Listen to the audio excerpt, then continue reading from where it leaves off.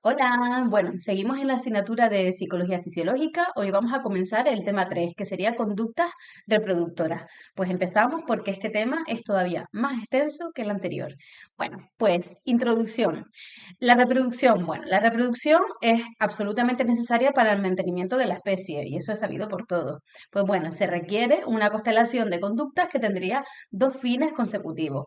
Por un lado sería el apareamiento entre el macho y la hembra y por otro lado el cuidado de las crías tras la preñez y el parto. Lo que vendría siendo dos tipos de conductas, una conducta sexual propiamente dicha, que sería la del apareamiento, y una conducta parental, que sería la del cuidado de las crías.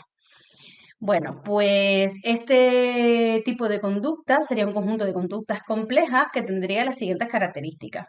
Por un lado, requieren respuestas reflejas simples. Por otro, un fino ajuste de estados motivacionales y emocionales que en los mamíferos estarían controlados por los biorritmos hormonales. Por otro lado, la experiencia sexual y parental hace que también el aprendizaje intervenga en el moldeamiento individual de la conducta. Una de las características más importantes que son dimorfas. A continuación explicaremos lo que significa esto.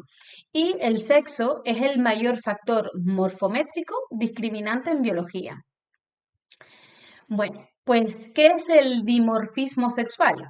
El dimorfismo sexual se trata de las diferencias morfológicas, fisiológicas y conductuales que se observan entre machos y hembras.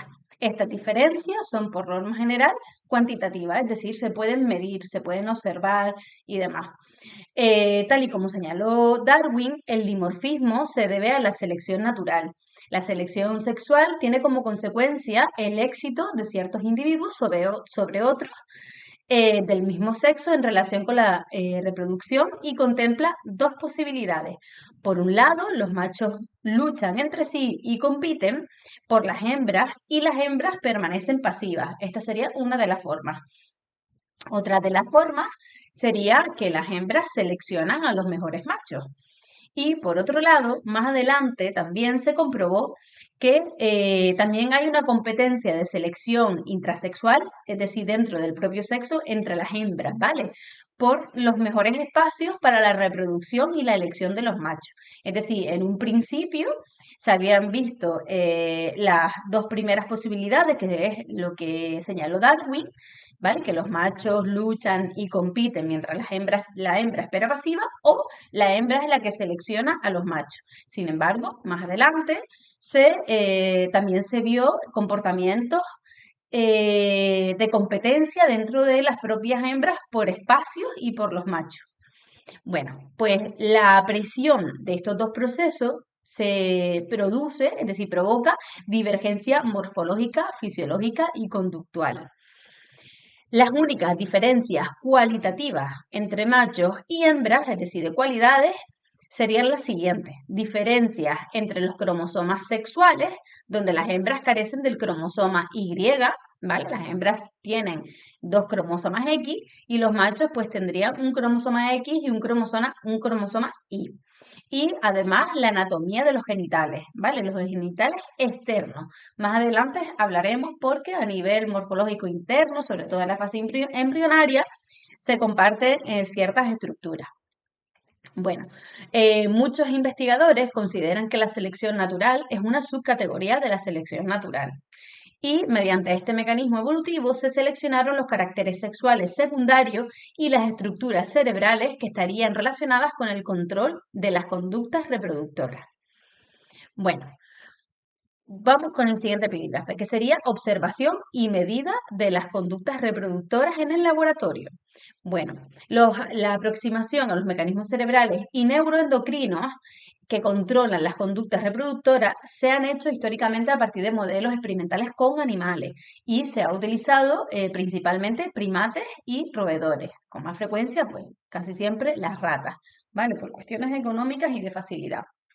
Bueno, pues, ¿cómo sería la observación y la medida de la conducta sexual en el laboratorio? Bueno, en todas las conductas sexuales, tanto el macho como la hembra se pueden medir la frecuencia y la duración. Bueno, ¿cuál sería el objetivo de la conducta sexual? Pues como dijimos al principio, transmitir el mantenimiento de la especie y con ello pues transmitir, es necesario transmitir el ADN, ¿vale? Para mantener la especie hay que transmitir el ADN. Las conductas sexuales se componen de una serie de movimientos que siguen un patrón ordenado dentro de cada especie, es decir, cada especie tiene su patrón ordenado. Estaría motivada y requiere la integración de estímulos externos con estados internos neuroendocrinos específicos, es decir, se integran señales externas y se van a equilibrar o sí, van a funcionar también con los estados neuroendocrinos internos de los propios organismos. Sin la activación de este estado motivacional no suele haber cópula.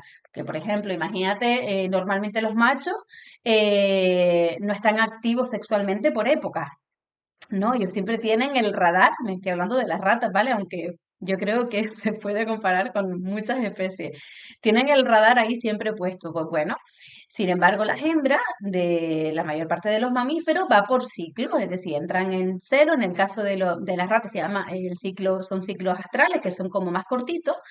Y bueno, el macho detecta como señal externa el celo o que en este caso en la rata sería el astro que está a ver, sí, me parece que se llamaba, más adelante lo pone, pero sí, eh, como que la hembra está receptiva, ¿no? Y entonces eso es una señal externa y es una señal motivacional. Bueno, sin esta señal motivacional, aparte que la hembra también tiene que sentirlo. Sin esto normalmente no suele haber cópula. Bueno, pues se estructuran en un impulso para conseguir aparearse y se acompaña de un refuerzo positivo durante la cópula. ¿Vale? El mayor refuerzo positivo suele ser pues la eyaculación del macho, es decir, que sea consumatoria ese acto, ¿vale? Bueno, desde Beach en 1976, estas conductas son calificadas en conductas apetitivas y consumatorias. Las conductas apetitivas, que también se pueden denominar preparatorias, tendrían las siguientes características. Muestra la motivación sexual, es decir, mediante estas conductas se muestra una motivación sexual que se manifiesta por la aproximación física al posible compañero sexual o a los incentivos relacionados con ello. Son flexibles y pueden ser moldeadas por condicionamiento clásico, que luego daremos unos ejemplos, permitiendo el desarrollo de diversas estrategias para que se consuma ese acto, ¿vale? Luego estarían las consumatorias, que una vez se dan todas las anteriores, pues serían las conductas consumatorias o de ejecución, que se observan cuando el animal está en contacto directo con el incentivo, es decir, el macho con la hembra con el macho. Serían conductas estereotipadas y reflejas y expresan la forma de copular de cada especie, ¿vale? Sería el acto en sí, y bueno, cada especie tiene sus características a la hora eh, de llevar a cabo lo que es la cópula. En los mamíferos, las hembras presentan ciclos astrales, que son ciclos en los mamíferos, exceptuando los primates y las hembras humanas, que ahora lo especifico, ¿vale? Los ciclos astrales son ciclos cortos de días, que por ejemplo en las ratas serían de 4 a 5 días. Sin embargo, lo que es en las especies, en algunas pocas especies de primates y en las hembras humanas, seríamos las únicas hembras que tenemos como ciclos más largos, que serían lunares o ciclos menstruales, que todos los conocemos. Bueno, pues, ¿cómo sería esta conducta sexual? Por un lado, la hembra tiene que estar receptiva. Las conductas apetitivas de una hembra receptiva pueden ser pasivas o activas. Las conductas pasivas sería pues simplemente que la hembra en su estado receptivo tiene la capacidad de atraer al macho o también significa el valor que tendría para el macho, es decir, la hembra la va a buscar porque detecta su feromona. Por otro lado, también puede tener conductas activas o proceptivas. Estas conductas serían como iniciativas de la hembra para atraer al macho, es decir, hace cosas para atraer al macho. Luego tendríamos lo que son las conductas consumatorias, que son las que representan el acto en sí de la cópula. En el caso de la hembra receptiva, llevaría a cabo la lordosis, que es el arqueamiento de la columna cuando la monta el macho. Sería una respuesta refleja y bueno, el macho con las patitas la agarra aquí como en la cadera y la hembra pues se arquea y facilita que la inserción del pene dentro de lo que es de la vagina de la ratita para que se pueda dar la eyaculación. Bueno, los machos, la conducta en los machos, pues los machos no son estacionales, ellos siempre están dispuestos, como dije antes, a copular. Y bueno, la conducta pues sería persecución de la hembra, la monta, la inserción del pene y la eyaculación. Va, lo que prácticamente conocemos todos. Bueno, pues lo que es esta conducta sexual tiene una naturaleza de refuerzo, ¿vale? De refuerzo quiere decir que es como una especie de incentivo y se refuerza que se vuelva a repetir, que se lleve a cabo esa conducta. Las conductas actúan como, es decir, el sexo puede actuar como refuerzo para otras cosas. ¿Vale? ¿Por qué? Porque es un incentivo muy fuerte. Aquí lo explicamos ahora. Las conductas expuestas se pueden utilizar para reforzar una variedad de respuestas operantes o de condicionamiento clásico, siendo la cópula con eyaculación la más reforzante de todas, por lo que el sexo sigue las leyes generales del aprendizaje y se comporta como otros reforzadores. Es decir, es como, por así decirlo, se puede utilizar cualquiera de las conductas que hemos expuestos anteriormente, que se relacionan al final con el acto final, es decir, con lo que es la copulación, con lo que es con el acto consumatorio, cualquiera de esas conductas se va a relacionar con el acto consumatorio, ¿vale? Que es un gran reforzador, es un incentivo muy fuerte. Pues cualquiera de esas actividades se puede utilizar para condicionar otros comportamientos. ¿Por qué? Pues porque es un premio, es como incentivar por medio de de esta conducta. No sé si se me ha entendido. Por lo que el sexo sigue las leyes generales del aprendizaje y se comporta como otros reforzadores, ¿vale? Como premios, por así decirlo. Este hecho sirve evidentemente, para diseñar experimentos que permitan medir la intensidad de la motivación sexual y la elección de parejas para la cópula. Estos diseños de medición podrían ser, por ejemplo, la conducta operante para medir la atracción, que sería presionar una palanca, es decir, tú enseñas a la ratita que cada vez, sí, a la rata macho, a que cada vez que presiona la palanca aparece una hembra que está en estado astral, es decir, que la puede montar.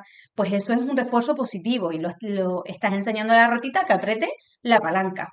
A eso se refiere con que son conductas reforzadas, ¿vale? Que sirven como refuerzo, mejor dicho. También, y bueno, y con eso pues se puede medir la atracción, cuánto de rápido aprieta la palanca para que aparezca la hembra. Con eso se puede medir la intensidad de atracción que siente la ratita por encontrarse con la rata que está dispuesta. Por otro lado, también la adquisición de conducta en un pasillo, que bueno, sería con el mismo objetivo anterior, solo que hace caminar o correr, recorrer un pasillo para que llegue a la hembra que está en el estado astral. La superación de barreras electrificadas, esta ya no se usa para evitar que las ratitas sufran, pero vendría a medir cuánto estaría dispuesta la rata macho a sufrir para alcanzar a la hembra que está en estado astral. ¿Vale? Y se ve que sí, que lo aguantan, que con tal de llegar a la hembra, ellos se electrocutan lo que haga falta. El laberinto en T y en I, que es parecido, pero con diferentes formas a lo que ya he nombrado. La motivación por incentivo y el condicionamiento del lugar, que es decir, para estudiar el valor del refuerzo sexual. Para que lo puedan entender, el condicionamiento del lugar, imagínate que serían como dos cajitas, ¿no? Y en una caja, en ese espacio, se permite el apareamiento con una hembra y en la otra no. Y luego se le da a elegir a la rata macho, que la preferencia del espacio, hacia dónde iría. Pues bueno, la rata volvería a ir a la cajita en la que tuvo el acto sexual, ¿vale? Bueno, seguimos. Conducta parental. Ya hablamos de lo que era la conducta sexual, que es todo lo que acabamos de hablar, y ahora vamos a ir a la conducta parental. ¿Cuál sería el objetivo? Pues bueno, la supervivencia y el desarrollo de las crías, lo cual se mantiene el objetivo principal de todo esto, que es la continuidad del ADN y el mantenimiento de la especie. Se trata de conductas motivadas también. En la inmensa mayoría de los mamíferos es la hembra la que realiza estas conductas, ¿vale? Por tanto, también son dimorfas. Dimorfas, acordémonos que era que se diferencian entre machos y hembras, que son conductas que tienen solo las hembras o conductas que sí tienen solo los machos, ¿vale? Los machos incluso pueden llegar hasta devorar las crías. Imagínate, muchas especies, el instinto que tienen paternal que tienen los machos en otras especies. Bueno, en las ratas, desde la preñez hasta después del parto y el destete, la hembra desarrolla un etograma de conductas que se pueden medir fácilmente. Que serían, por ejemplo, en la fase final de la preñez, pues la ratita construye el nido. La calidad del nido se puede medir por su forma y la profundidad de este, ¿vale? Por otro lado, también próximas al parto, pasan como más tiempo dentro del nido o próximas al nido, ¿vale? Y tras el parto, lo primero que hacen es la placentofagia, que es decir, que limpian, les a, quitan la placenta a su cría y se la comen. Y limpieza del ano genital y la estimulación de las crías. Y si las crías, pues por ejemplo, se mueven, salen fuera del nido y tal, cuando empiezan a moverse, pues las recogen y las meten en el nido, es como protección. Bueno, estas conductas parentales se pueden inducir en machos y en hembras vírgenes, ¿vale? Son conductas que son propias de las hembras, como dijimos antes, pero sobre todo de las hembras que no son vírgenes. Pero se ha comprobado en el laboratorio que se puede inducir estas conductas. Es más fácil inducir a las hembras vírgenes que a los machos. A los machos lleva más tiempo, pero se puede. ¿Y cómo se hace? Pues eh, siendo expuestos durante varios días a sesiones con crías recién nacidas. Pero cuando se hace sobre todo con machos, no se puede evitar muchas veces el infanticidio, es decir, que el macho pues mata a las crías. Todas estas conductas diferenciadas entre machos y hembras se traduce también en diferencias entre sexos en los mecanismos cerebrales y endocrinos, que lo veremos más adelante, que gobiernan todo este tipo de conductas. Es decir, todo lo que acabamos de decir a modo de resumen es posible por diferencias en los mecanismos, tanto endocrinos, que serían todo lo que tiene que ver con la producción hormonal, y mecanismos cerebrales, que serían propios de machos y hembras. Bueno, vamos al epígrafe 2, que sería la diferenciación y desarrollo sexual dimorfo del sistema reproductor. Recordemos que la mujer tiene los cromosomas XX, ¿vale? Y el hombre XY. La presencia del cromosoma Y es esencial porque es el que va a dirigir la diferenciación de las gónadas indiferenciadas y bipotenciales, es decir, el cromosoma Y es como que da el pistoletazo de salida hacia un camino u otro. Pero en un principio, las gónadas, que es a partir de donde se van a secretar las diferentes hormonas y se va a dar todo el procedimiento de diferenciación, pues en un principio es indiferenciada y bipotencial, es decir, en un inicio de ahí puede salir macho o hembra, ¿vale? Pero el cromosoma Y es como quien da la indicación hacia qué camino se va a coger, ¿vale? A modo de resumen, la presencia del cromosoma Y pasaría lo siguiente: la gónada, que en un inicio es indiferenciada y bipotencial, se diferencia en testículo, que este a su vez va a secretar los andrógenos, que estaría dentro de lo que es la testosterona, y eso va a provocar la masculinización del sistema reproductor interno, la masculinización de los genitales externos y finalmente la especialización de tejidos y sistema nervioso propio también masculino, ¿vale? En ausencia del cromosoma Y, se da el proceso contrario, que sería el camino hacia la feminización, la formación diferenciada de ovarios, genitales externos y feminización corporal. La importancia y función del cromosoma X, bueno, no solo el cromosoma Y es el importante, aunque es el que va a ser de guía en un inicio, el cromosoma X también tiene importancia. El cromosoma X presente en hembras, que recordemos que son XX, que reciben una X de papá y una X de mamá, y en los machos XY, que reciben una X de papá o de mamá y una Y de papá o de mamá. Se encuentra el gen que se encarga de la producción de los receptores de los andrógenos. ¿Vale? Entonces, que vamos a hablar del mosaicismo. Bueno, sabemos que las hembras reciben dos cromosomas X, ¿vale?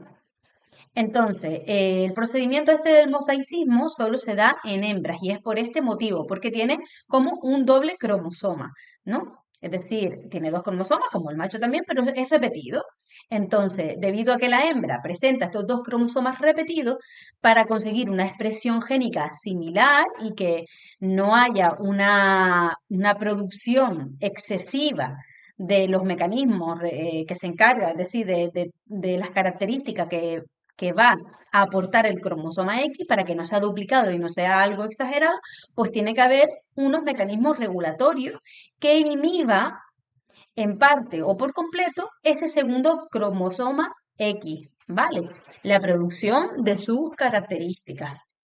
Entonces, esta inhibición se da por un método que se llama mosaicismo. ¿Y qué quiere decir?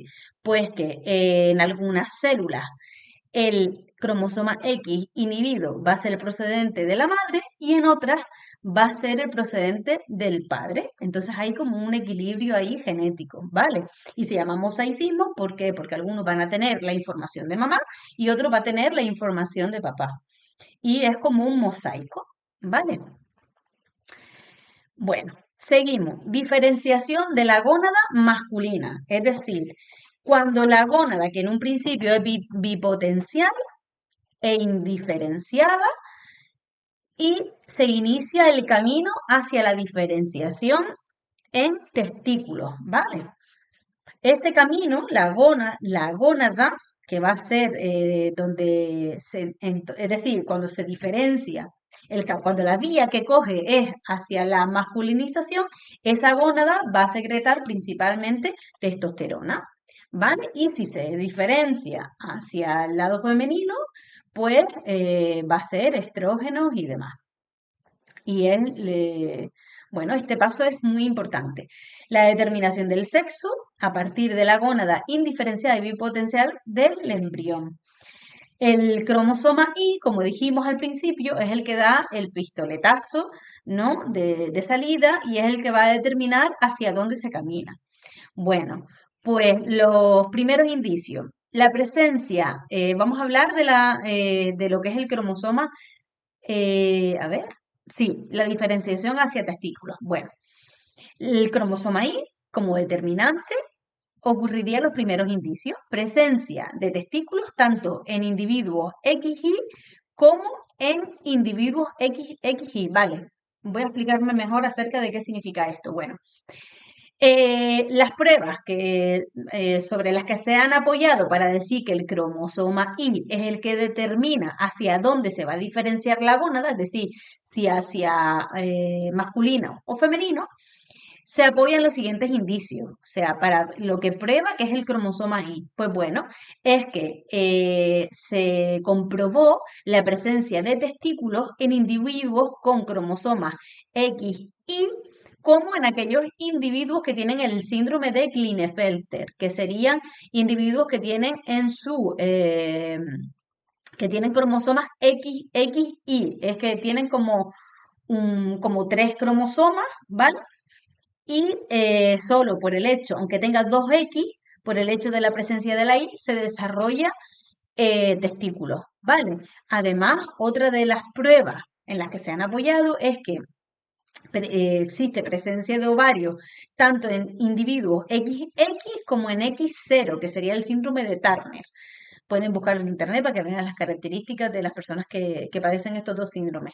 Y bueno, que en ratones XX con una porción adherida del cromosoma Y presentaban un fenotipo masculino, es decir, ratones que tenían el cromosoma XX, es decir, genéticamente deberían ser hembras, pero si se les adhería una parte en una porción solo del cromosoma Y, ya presentaban un fenotipo, es decir, la expresión era de masculina, ¿vale?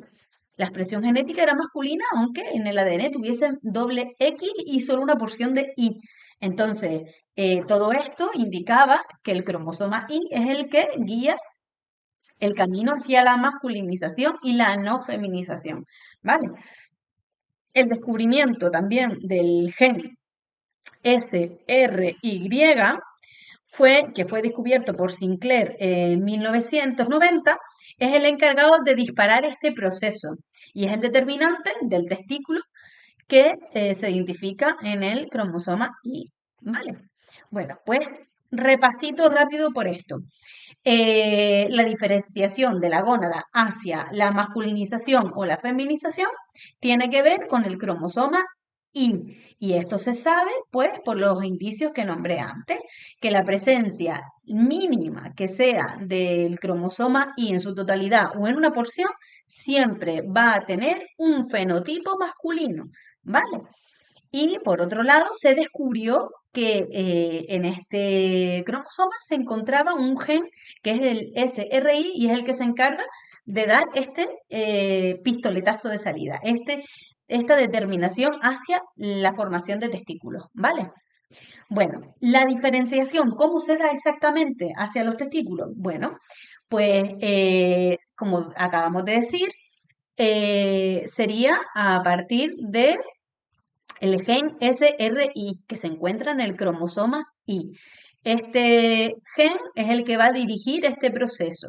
Durante la embriogénesis, es decir, la formación del embrión, se inicia una cascada de acontecimientos moleculares. Bueno, en primer lugar, se daría la estimulación de la expresión del gen SOX9, que este gen hace que las células que es de soporte de la gónada, que en un principio es indiferenciada, no se sabe si va hacia masculina o va hacia femenina, hace que se diferencie en las células de Sertoli, que son las que van a dirigir la formación de los testículos mediante tres funciones, ¿vale? Por un lado, diferenciación de las células de Leydig, que son las que van a producir los andrógenos, en especial la testosterona. Por otro lado, la formación de los túbulos seminíferos y la formación de la red vascular específica de testículo. Además, las células de Sertoli también son las que se encargan de inhibir o de frenar la diferenciación hacia la gónada femenina. ¿Vale? Vamos a repasar.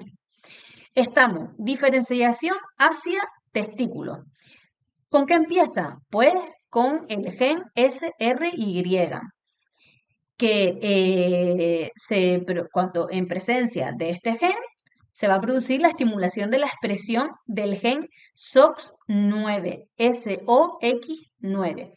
Este gen hace que la célula soporte, que la célula soporte de la gónada, que en un principio es indiferenciada, se diferencia en células de Sertoli, que dirigen la formación del testículo mediante la diferenciación de células de Leydig, que son las que van a producir la testosterona, la formación de otras estructuras que serían los túbulos seminíferos y la red vascular.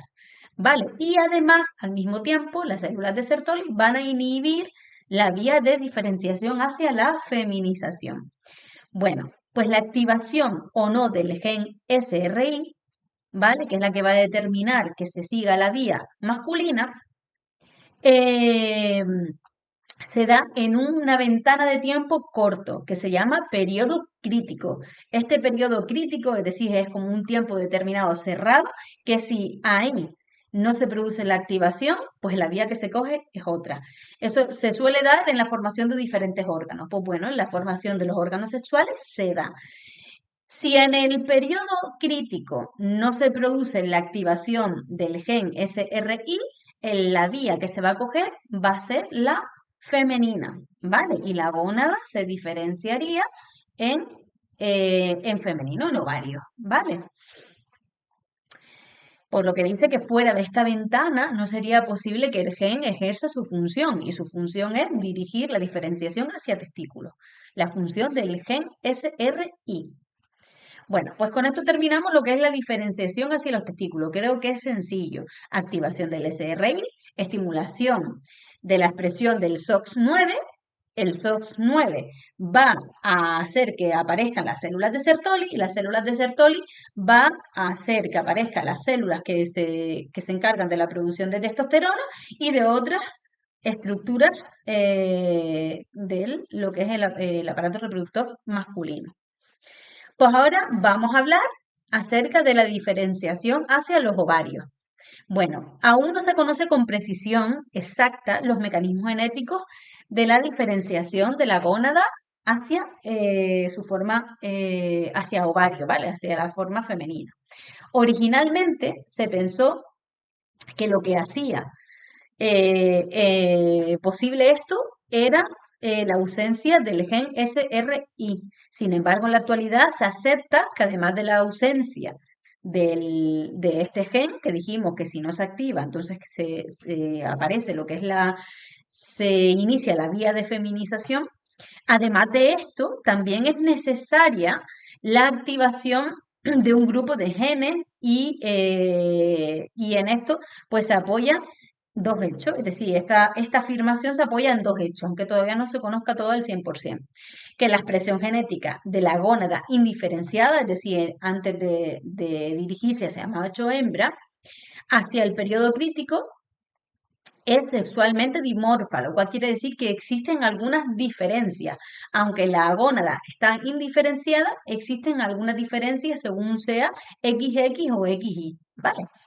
Y el otro hecho es que los programas genéticos del desarrollo sexual del macho y la hembra están estrechamente relacionados y se inhiben mutuamente en algunos puntos para permitir la diferenciación de uno u otro.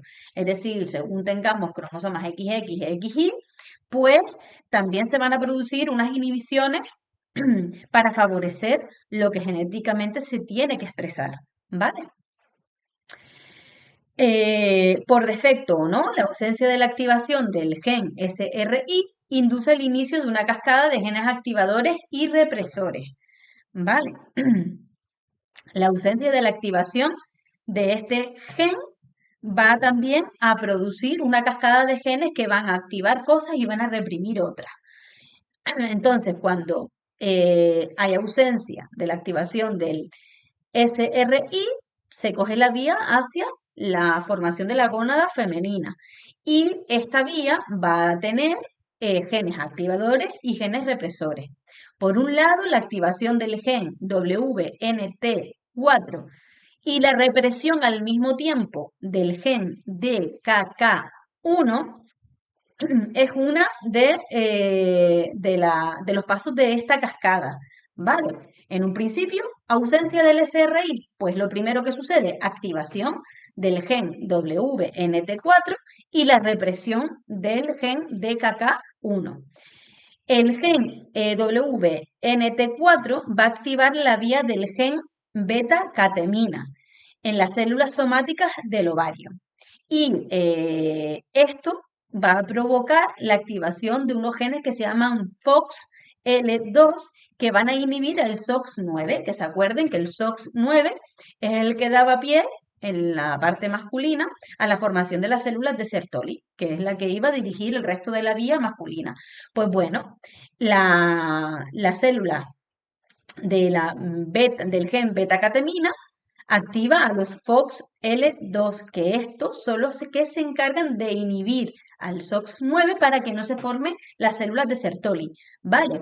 Y además también va a activar a otro gen que se llama FST, que va a facilitar la diferenciación del ovario. Entonces, como vemos, esta cascada de acontecimientos tiene por un lado activaciones que van a favorecer la formación de los ovarios y represiones o inhibiciones que van a evitar componentes de la formación de la vía masculina.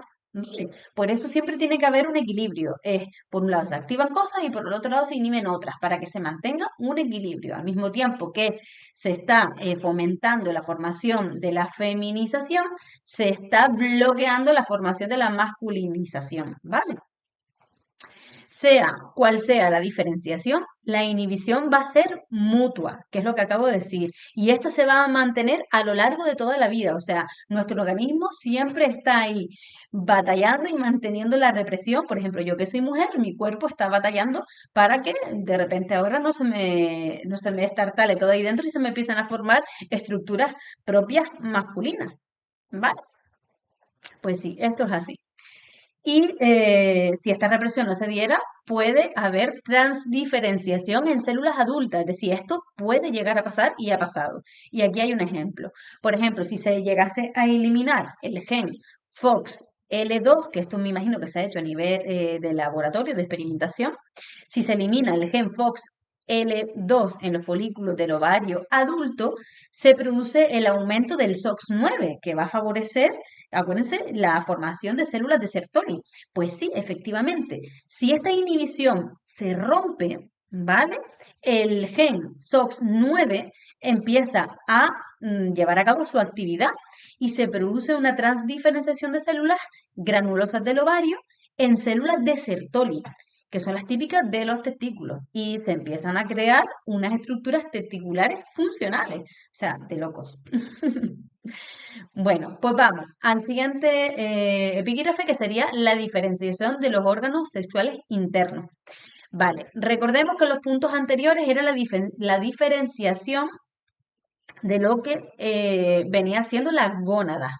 ¿Vale? Las gónadas son las principales estructuras que van a producir las hormonas.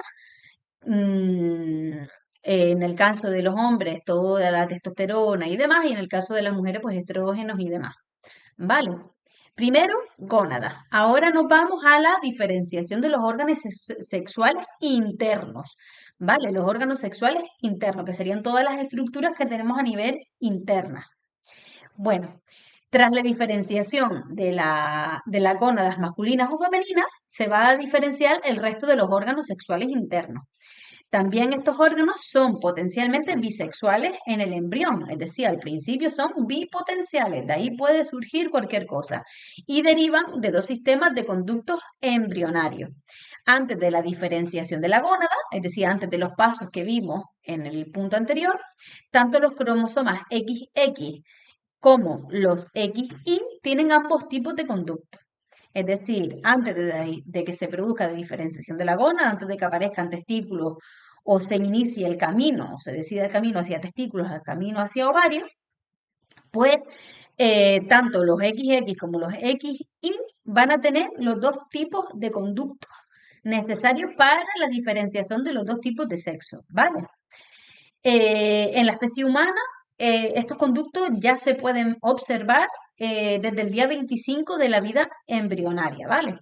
Pues bueno, estos dos conductos serían los mesonefrénicos de Wolf, que serían los que van a derivar en los órganos sexuales internos masculinos, que serían el epidídimo, el conducto deferente y las vesículas seminales y el conducto eyaculador, ¿vale? Y los conductos paranesonéfricos, madre mía, de Müller, del que van a derivar el útero, las trompas de falopio y la región superior de la vagina, ¿vale? Que serían los órganos internos femeninos. Bueno, pues como estaba diciendo, en un principio, antes de la diferenciación de la gónada, el embrión va a contener los dos tipos de conductos, ¿vale? Entonces, proceso de diferenciación. Bueno, Jost, que es un investigador, a mediados del siglo pasado, le dio por castrar embriones machos de conejo antes de que el testículo empezase a secretar testosterona. Es decir, lo que hizo fue la gónada, ¿no? La gónada, antes de que empezara a secretar, es decir, la gónada masculina, antes de que empezase a secretar testosterona, ¡pum!, la quitó. y observó que se producía una regresión de los conductos de Wolff, que eran los que se tenían que desarrollar, mientras que a partir de los conductos de Müller se diferenciaba el útero y las trompas de Falopio. Y aunque estuviésemos hablando de un sujeto XY, ¿vale? Imagínate un sujeto XY, se empieza a producir todo lo que es la diferenciación y en el momento en el que se desarrolla la gónada masculina, pues la castra para que no segregue la testosterona. Pues si esto se da en esta fase, ¿qué pasa? ¿Qué hace el cuerpo? Pues los conductos de Wolff, que eran los que se tenían que desarrollar para formar el resto de los órganos internos, pues sufre una regresión y se desarrollan los conductos de Müller. Pues esto fue un descubrimiento muy importante, ¿vale? Y posteriormente hablaremos de ello. Bueno, pues partiendo de estas ideas, la diferenciación de los órganos sexuales masculinos se produce más por la ausencia de testículos que por la acción de los propios ovarios. Esto llevó a la idea de que la hembra se diferencia de forma espontánea, que ya se estuvo hablando antes, pero también depende de la puesta en marcha de toda la cadena de genes que también vimos antes, para formar los ovarios. Pero todo eso sucede siempre en ausencia de la activación del gen SRI. Bueno, pues en los conductos de Müller, que es quien va a dar lugar a la formación de los órganos externos, el gen WNT7 va a participar en el mantenimiento de la expresión de una de las secuencias de genes HOX, H-O-X, como también sucede en el aparato reproductor masculino. La expresión de estos genes es importante, pues por ejemplo, en ausencia del HOXA10, ¿vale? Los 2/3 internos del útero se podrían transformar en trompas de falopio, ¿vale? O sea, todo esto se tiene que dar bien. La diferenciación de los órganos internos masculinos, ¿cómo se daría? Pues bueno, la masculinización de los órganos internos durante el desarrollo embrionario va a depender de las hormonas que secreta la gónada diferenciada ya en testículo. La testosterona, que sería la hormona principal, ¿vale? Va a ser secretada por las células de Leydig, que son las que se formaban a partir de las células de Sertoli, ¿vale? Que esto sucede a partir de la octava semana de la gestación. Induce la diferenciación de los conductos de Wolff en los órganos internos, es decir, la acción de la testosterona, que es secretada por las células de Leydig, va a inducir la diferenciación de los conductos de Wolff, que son los que a partir de este se va a formar, a formar el epidídimo, los vasos deferentes y las vesículas seminales. Por otro lado, al mismo tiempo, existe una hormona que es antimulleriana. Como dijimos antes, siempre se activa algo, se inhibe algo. Bueno, pues la hormona antimulleriana, conforme se va fomentando la formación de los órganos sexuales internos por los conductos de Wolff, pues también se tiene que inhibir los conductos de Müller. Entonces, esta hormona es la encargada, que es producida por las células de Sertoli y es la que va a hacer que los conductos de Müller se provoquen una regresión, ¿vale? Y no se dé la diferenciación femenina. Espero que se entienda bien. Bueno, vamos a continuar con el punto 2.3, que sería la diferenciación ahora de los genitales externos. Ya hablamos primero de la gónada, diferenciación de la gónada, testículos y ovarios. Diferenciación de los órganos internos a partir de los conductos de Wolff, conductos de Müller. Wolff, macho, Müller, hembra. ¿Y qué es en el macho? Los órganos internos, epidídimo, vasos deferentes, vesícula seminal y conducto eyaculador. Y en las mujeres lo que viene siendo útero, trompas de falopio, tal, y parte de la vagina. Bueno, pues ahora vamos con la diferenciación de los externos, ya lo visible, lo que se ve por fuera. Vale, pues bueno, a partir de los conductos de Wolff y de Müller están relacionados, es decir, se va a dar a partir de estos conductos también. Están relacionados desde el inicio con el seno urogenital, ¿vale? En el seno urogenital y los tejidos anexos son los que van a conformar los genitales externos, pero estos tejidos están conectados, como bien dije, con los conductos de Wolff, Wolff para los chicos y conductos de Müller para las chicas. Bueno, los genitales externos también se diferencian a partir de un tejido embrionario que en un principio es bipotencial. Y este tejido es similar en los dos sexos en un inicio, más o menos hasta la semana 9. Se diferencian por completo al final del primer trimestre de gestación y en el estadio indiferenciado, en el embrión se observan tres estructuras, es decir, antes de que se produzca la diferenciación, antes de que se formen los órganos genitales externos, pues se pueden observar tres estructuras, tanto en machos como en hembras, que sería el tubérculo genital, las dos protuberancias labioescrotales y el pliegue cloacal, ¿vale? El estadio indiferenciado se va a mantener hasta que la cloaca se va a dividir en el seno urogenital y en el ano. A partir del seno urogenital es lo que se va, en lo, decía, a partir del urogenital se van a formar los genitales externos, ¿vale? Bueno, pues ¿cómo sucede esto? Por un lado, en el macho se debe a la DHT, que es la hidrotestosterona, que se va a formar a partir de la testosterona que se produce en el testículo, ¿vale? Por la enzima 5-alfa reductasa. El tubérculo genital se va a alargar para formar el pene y los pliegues urogenitales, que son los que dijimos antes, que son los labios escrotales, a ver, eh, no, no sé dónde. Bueno, con esto me perdí un poco. Pero bueno, lo que hay que tener claro, que el tubérculo genital se va a alargar para formar el pene y los pliegues urogenitales se cierran para formar la uretra. Luego, a partir del seno urogenital, se va a formar la próstata y las glándulas uretrales. Los genitales externos ya estarían claramente masculinizados hacia la 14 semana de la gestación. Sin embargo, el desarrollo del falo, o sea, del tamaño del pene, va a continuar y faltaría por descender los testículos al escroto, ¿vale? Que se suele dar entre la semana 25 y 35 de la vida fetal, ¿vale? Incluso a veces pasa que los niños nacen y no, lo que es el descenso testículo no se ha dado, ¿vale? Eso tampoco es tan raro. Y bueno, esa sería la diferenciación del macho, ¿vale? Que dijimos, la dihidrotestosterona, que se va a formar a partir de la testosterona por la acción de una enzima, va a provocar que el tubérculo genital se alargue y se forme el pene, y que y que a partir de los pliegues urogenitales, estos se van a cerrar y se forma la uretra. Luego, a partir del seno urogenital, ¿vale? Que nos acordamos que se daba cuando se separaba la cloaca y se dividía entre el seno genital y el ano. Pues bueno, a partir del seno genital se va a formar la próstata y las glándulas uretrales, ¿vale?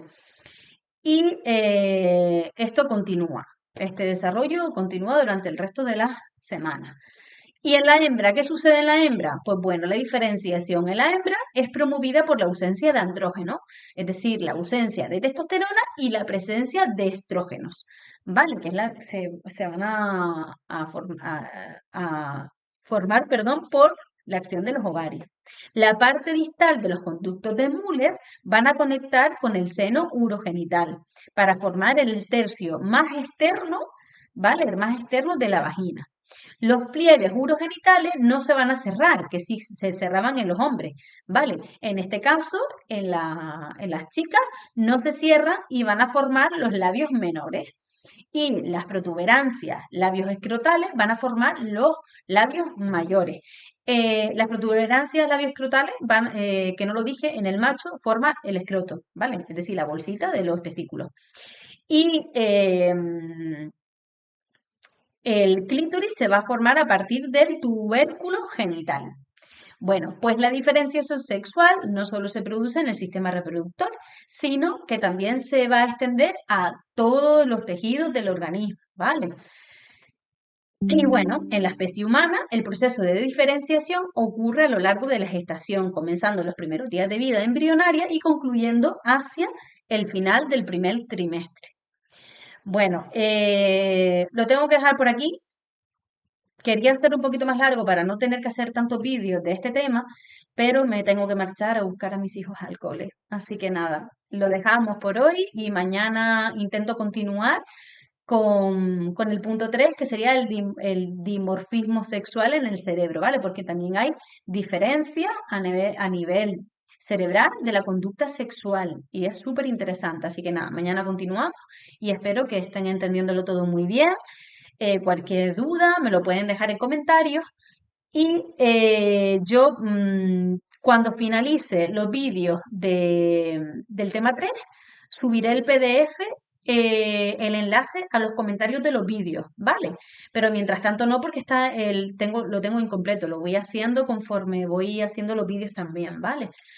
Pues nada, espero que les sirva de ayuda y bueno, si les gusta el vídeo, denle un like para yo saber que está funcionando, que les está gustando y que les ayuda, o déjenmelo en comentarios. Muchas gracias.